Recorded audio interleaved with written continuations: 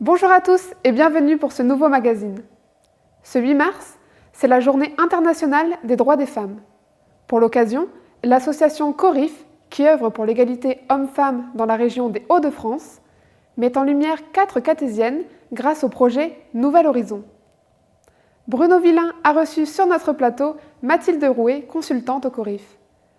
Elle nous présente l'association, ses actions et la genèse de ce projet Nouvel Horizon. Chers amis de Befrovision, je suis très heureux de vous retrouver sur le plateau de Befrovision. Aujourd'hui, nous avons une invitée, Madame Rouet, qui nous vient de Lille et qui représente la Corif, Conseil, Recherche, Ingénierie, Formation, mais le plus important, puisque vous êtes consultante égalité, donc vous allez nous parler de l'égalité homme-femme. Alors pourquoi avoir créé cette association ? Donc en fait, bonjour déjà à tous, merci beaucoup de m'accueillir. Donc en fait, le Corif, c'est une association qui existe depuis 30 ans, qui a été créée pour justement favoriser l'égalité professionnelle entre les femmes et les hommes dans tous les champs de la société. Donc c'est pourquoi on travaille auprès de trois publics différents.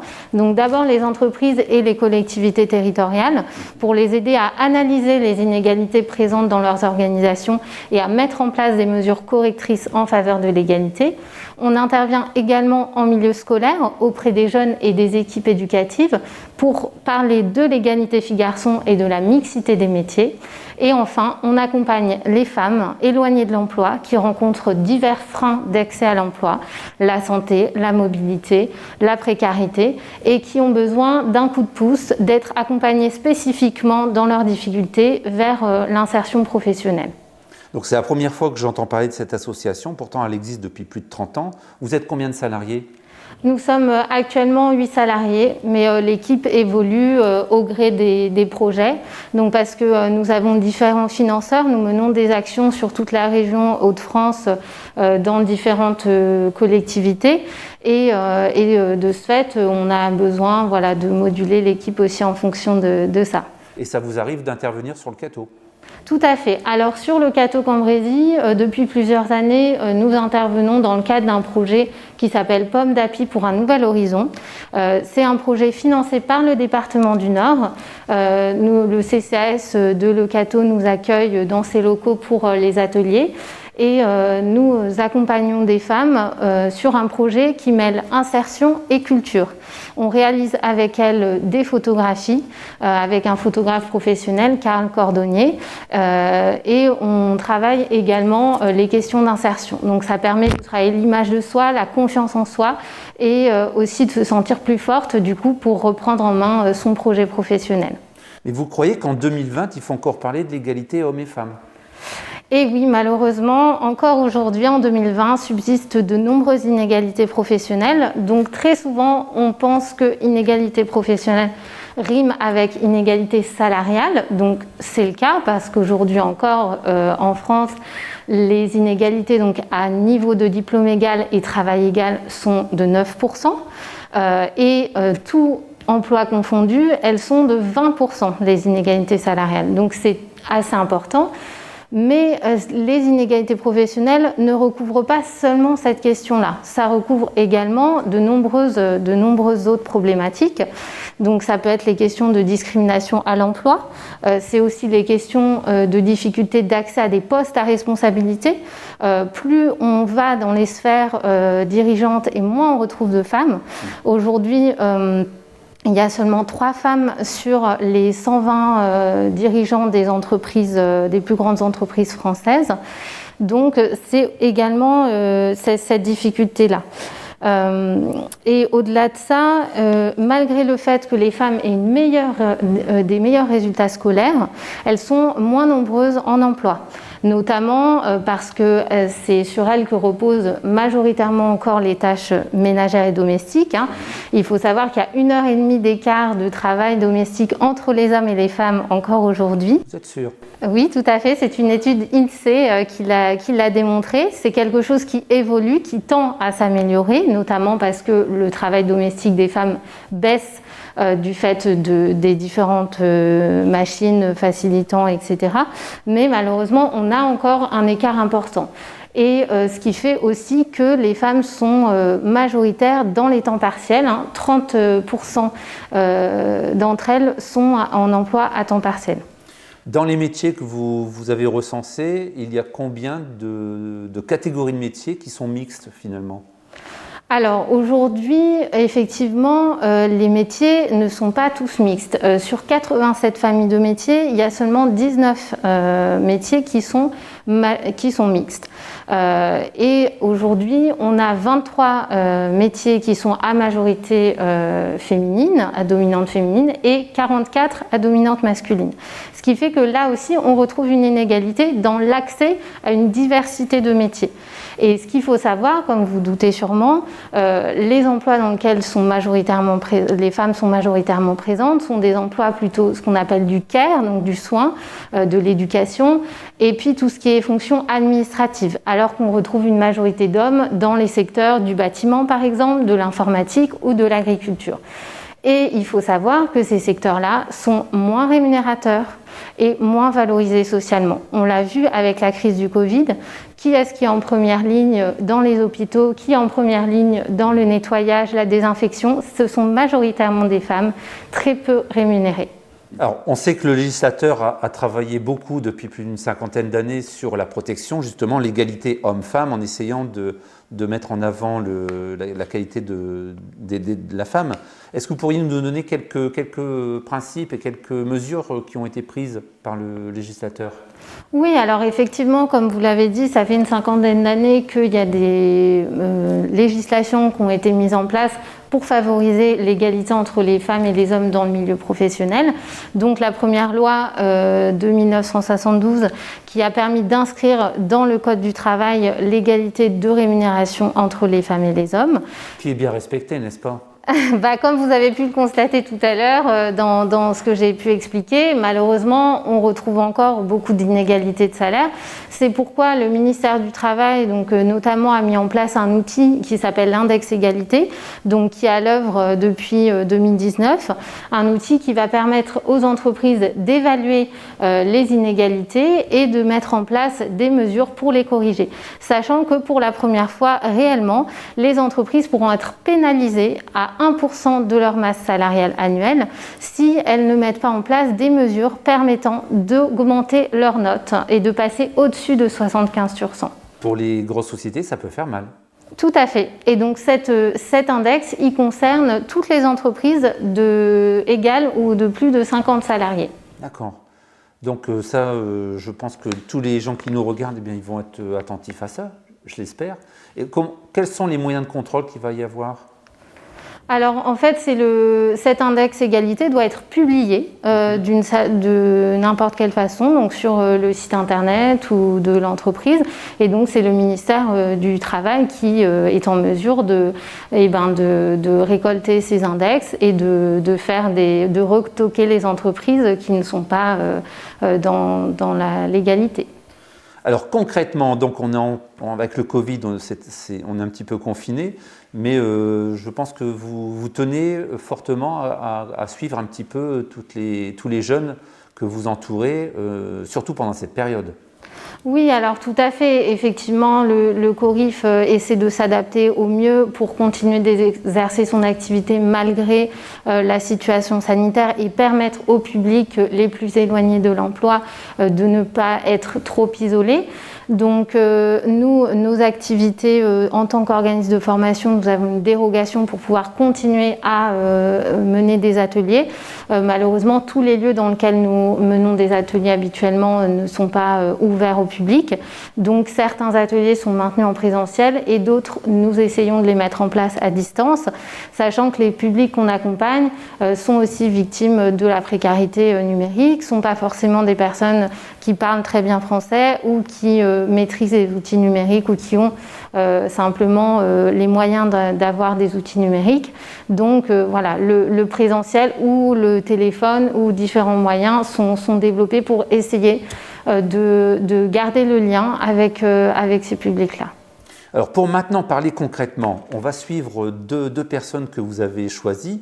On va partir sur Solem, dans la soudure. Est-ce que vous pourriez un peu parler de ce premier reportage ? Oui, alors en fait, les deux reportages que vous allez voir sont réalisés donc avec le soutien de la région Hauts-de-France dans le cadre d'un projet qui s'appelle Talents de femmes. Et ce projet vise à montrer déjà que tous les talents sont pour les hommes et les femmes, que les femmes sont autant capables que les hommes d'apprendre et de développer des qualités professionnelles dans tous les domaines. Et donc l'idée, c'est de vous montrer différents parcours de femmes qui sont parvenues avec de l'engagement, de la passion à s'intégrer dans des domaines où il y a une majorité d'hommes et qui aujourd'hui s'épanouissent pleinement et développent pleinement leur potentiel. Alors sur Solem, on a été à quel organisme ? Donc sur Solem, nous sommes allés rencontrer Valérie, donc, qui est en formation à la Chambre des métiers et de l'artisanat. Où on a été super bien accueillis. Tout à fait. Et donc l'organisme précisément s'appelle Formatech. Que tout le monde connaît dans le coin. Et donc finalement, j'étais assez surpris de voir que finalement, il y a des femmes qui ont décidé de se lancer dans la soudure, qui est quand même quelque chose à la base plutôt homme, masculin. Mais là, je pense qu'on est tombé sur quelqu'un qui a l'amour de ce futur métier. On voit qu'elle veut en faire. Et puis, je vous propose de regarder le reportage que nous avons fait ensemble.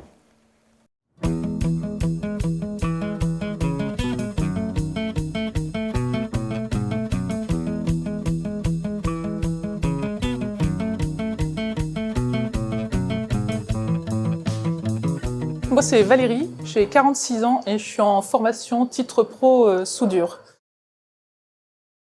J'ai commencé dans la logistique, dans laquelle je faisais de la gestion des stocks et des expéditions. Je me suis rendu compte que plus on évoluait, plus on était devant un ordinateur. Et ce qui me manquait, moi, c'était le terrain. Il me fallait toujours une part de terrain.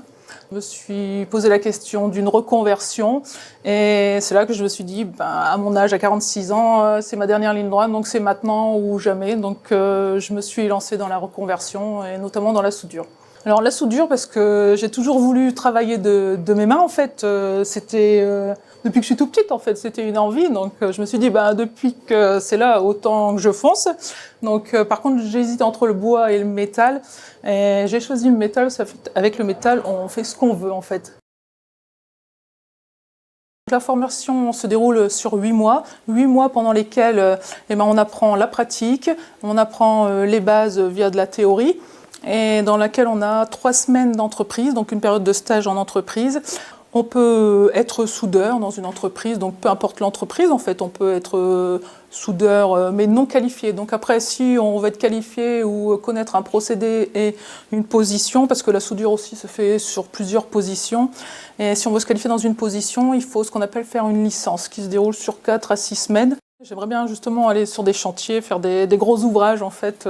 C'est ce qui m'intéresserait, en fait, faire des chantiers, des gros ouvrages, quoi. Voilà. C'est ce que j'essaye de rechercher par la suite après, voilà, pour pouvoir faire ça. Donc me qualifier après, voilà.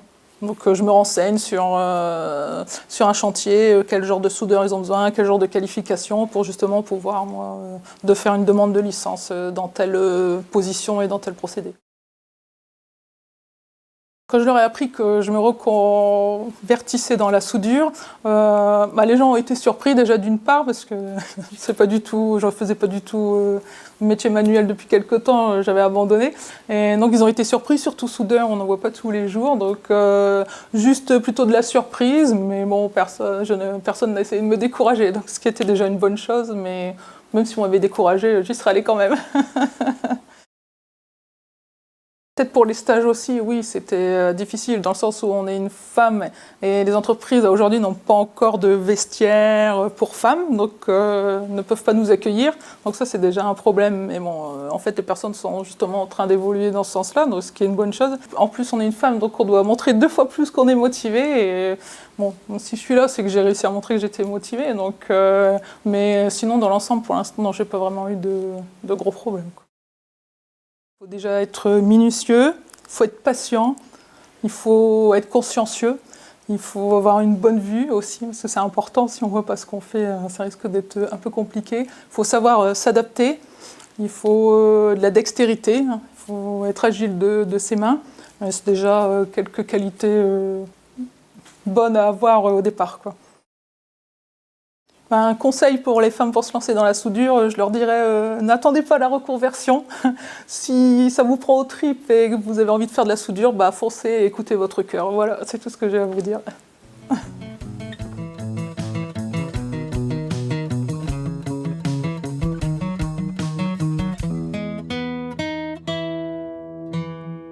Une personne super dynamique, on voit qu'elle a vraiment envie de faire ce métier et on lui souhaite beaucoup de courage. Alors finalement, Madame Rouet, qu'est-ce que peut apporter finalement une femme dans le milieu du travail par rapport aux hommes? Alors effectivement, souvent dans le travail, j'entends dire que en amenant plus de femmes dans certains milieux, ça va amener plus d'humanité ou de douceur, etc. Et moi, j'ai envie d'amener les gens aussi à sortir de ces stéréotypes-là, parce que ces qualités soi-disant féminines ont été acquises tout au long de leur apprentissage, de l'éducation, etc. Et en fait, elles ne sont pas l'apanage des femmes. Toutes les qualités nous sommes tous capables d'apprendre et de développer toutes les qualités. Et donc aujourd'hui, ce que ça apporte principalement dans une entreprise, d'avoir de la mixité, donc c'est plusieurs choses. Déjà, pour l'entreprise, il y a un enjeu de ne pas se couper des talents de la moitié de l'humanité. Parce que intégrer des femmes, c'est intégrer aussi de nouveaux talents, de nouvelles compétences, diversifier aussi son champ de recrutement. Aujourd'hui, dans certains secteurs, on peine à recruter et donc ça peut être une masse salariale aussi importante. Après, c'est un enjeu d'insertion professionnelle aussi pour les femmes. Comme on l'a vu tout à l'heure, les femmes peinent parfois à s'insérer professionnellement, sont dans des domaines plus précaires et à temps partiel. Et donc là, ça permet aussi aux femmes de s'insérer et d'accéder à d'autres types de métiers plus rémunérateurs. Ça apporte aussi dans l'entreprise un travail sur les process. Par exemple, ce qu'on a pu constater dans le milieu du bâtiment, de l'industrie, c'est que les entreprises, avec la mixité, travailler sur l'amélioration des process de production et donc une meilleure ergonomie qui profite à tous les salariés. Pour finir, il y a également des études qui montrent que la mixité améliore les performances des entreprises. Une étude de 2016 a démontré qu'il y a 20% de performances en plus pour les entreprises mixtes par rapport aux entreprises non mixtes. D'accord. Alors, on va aller maintenant sur Cambrai, si vous voulez bien. On va voir finalement un agent de sécurité, mais féminin. Une agente, ça se dit une agente. Une agente de sécurité. D'accord, et donc on va vous retrouver au CREFO qui finalement a participé dans la formation de cet agent.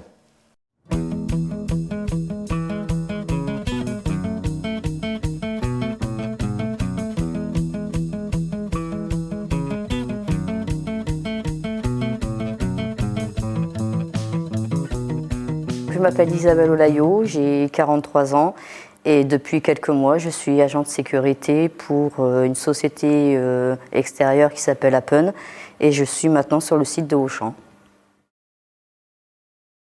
J'ai commencé à travailler dans tout ce qui est plasturgie et j'ai eu envie de changer et par rapport à un ami en commun avec une autre amie, on a parlé de la sécurité, ce que lui il fait depuis plusieurs années et ce métier m'a intéressée. Du coup, j'ai demandé à Pôle emploi de faire un stage d'immersion pour voir si ça me plaisait.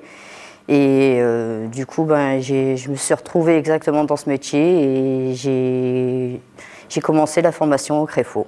En fait, pour commencer la formation, on a un test à passer, qui est écrit. Une fois que l'écrit est réussi, on passe un oral devant le formateur. Et ensuite, une fois que tout ça est acquis, on commence la formation. Donc on commence par le CQP. Et une fois que le CQP est acquis, on passe à la seconde partie qui est le SIAP 1 et qui se passe les cours au CREFO. Et ensuite, on fait l'examen au centre hospitalier de Valenciennes. C'est le contact avec les clients, rendre service, être là pour les gens aussi, pour leur sécurité. C'est tout ça qui m'a plu. Il faut de la patience, être à l'écoute de ce que la personne peut nous dire, parce que ça c'est très important. Et après, c'est aussi le dialogue avec eux. Tout se passe dans le dialogue, même si les gens ils sont énervés, il suffit de leur parler calmement, la tension redescend et tout se passe bien avec eux.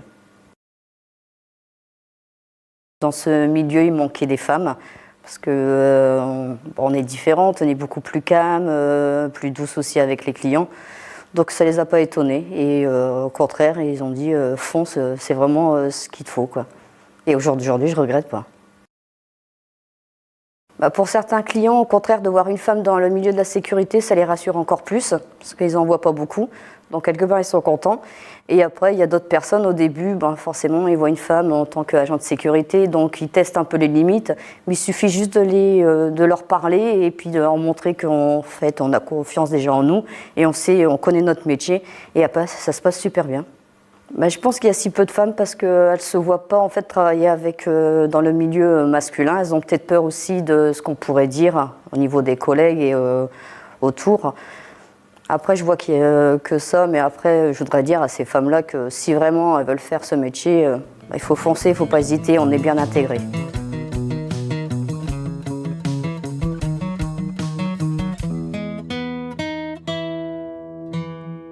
Alors, c'était également une belle prestation.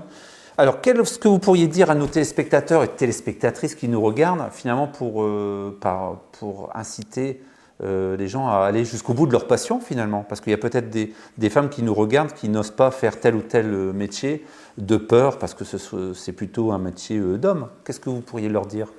Eh ben, à l'image des deux personnes, des deux témoignages que vous venez de voir et d'entendre, il faut effectivement vous dire que vous êtes capable de vous former, que des organismes existent pour vous former, qui sont prêts à vous accueillir et à vous accompagner pour que vous puissiez exercer ces métiers. Et c'est sûr qu'il va falloir redoubler peut-être d'investissement parce qu'aujourd'hui c'est difficile encore de se faire une place dans certains domaines, mais que c'est possible, que les mentalités évoluent et que c'est grâce à vous que la voie va s'ouvrir pour les générations futures. Merci pour tous ces renseignements, on a appris beaucoup de choses et puis on vous donne rendez-vous peut-être un peu plus tard, on verra un petit peu vos différentes actions quand ce Covid aura disparu ou sera moins présent dans vos actions sur le Cateau et autour. Merci d'être venu. Je vous remercie beaucoup, au revoir. Au revoir. La réalisation du projet Nouvel Horizon s'est concrétisée ce 8 mars en l'honneur de la Journée internationale des droits des femmes lors d'une performance artistique qui s'est tenue au parc Fénelon. Nous reviendrons plus en détail sur cette performance dans le journal que je vous invite à suivre dès la fin de ce magazine. Ce projet a également conduit à la réalisation d'une vidéo retraçant le parcours de ces catésiennes mises en avant.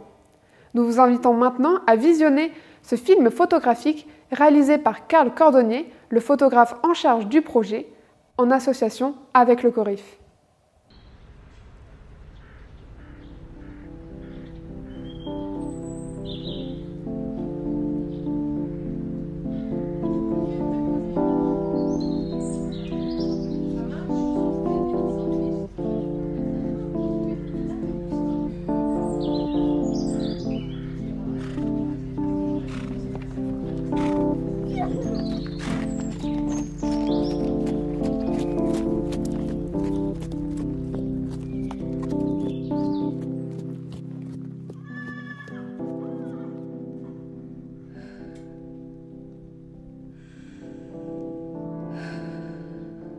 Je m'appelle Sylvie.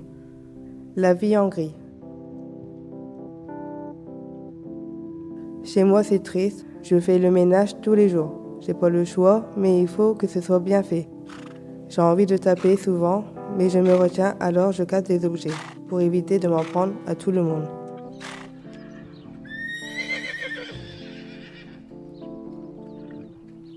Je ne veux pas d'amis. Je suis bien quand je suis avec mes enfants et ma famille. Mes enfants passent avant tout, je sacrifie ma vie pour eux.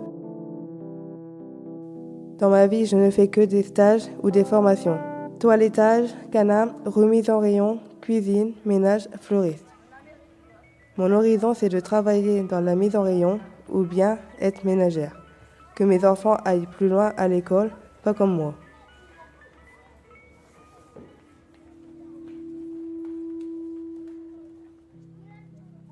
Je m'appelle Séverine, la vie est de toutes les couleurs, avec les joies, les catastrophes, mais plutôt rose en ce moment. Chez moi, tout est beau, tout propre, tout neuf, on y est bien tous les 4, avec les 3 lapins, les 4 chats et le chien. Pour le ménage, je vois 3 taches par terre, je saute en l'air. Je n'aime pas les traces, j'aime que ce soit propre. J'ai des amis d'écurie, c'est ma deuxième famille. Je suis toujours en colère, c'est dans les gènes. Mon père était violent, très violent.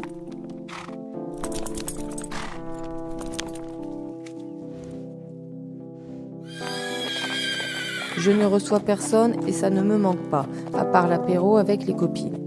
Je me vois dans la nature avec les animaux, il faut que ça bouge tout le temps. Les câlins avec mes chevaux me calment, ils me comprennent et ils ressentent les sentiments. Mon horizon, il est loin et un peu bloqué. Je m'appelle Nathalie, j'ai 41 ans. Pour moi, la vie est noire. De chez noir, en amour, en santé. C'est compliqué, ça me fatigue. Je suis chez moi, mais j'ai pas mon mot à dire. Chez moi, j'ai pas de liberté. J'ai peu d'amis, je parle à presque personne. Pour moi, la famille n'existe pas. Je n'ai plus de nouvelles de mes enfants. Pourtant, je me suis battu pour elles. Je manque de tendresse et de reconnaissance. C'est comme si j'étais prisonnière d'une vie qui ne m'appartient pas. J'ai pas le choix. J'ai tout simplement l'impression d'avoir tout raté. Je suis maniaque, je nettoie tout le temps. Le ménage me permet de m'évader, c'est une obsession. Je peux nettoyer ma maison 3 fois par jour. Le moment où je suis bien, c'est quand je suis avec les animaux. Mes horizons, c'est la liberté.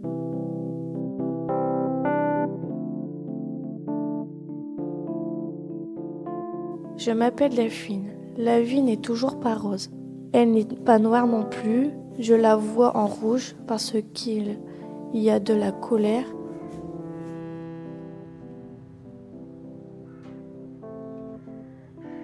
Je voudrais m'exprimer avec les mots et parler avec des personnes.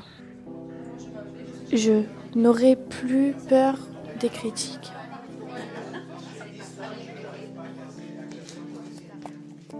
En famille, je suis heureuse avec l'homme que j'aime tel qu'il est, présent ou absent. Chez moi, ça serait la paix avec mes enfants. Je me vois entourée par des gens que j'aime. Mon horizon, c'est d'avoir une maison, d'agrandir ma famille, de travailler avec des personnes âgées ou des petits-enfants comme aide de ménage. Je voudrais être libre et soulagée.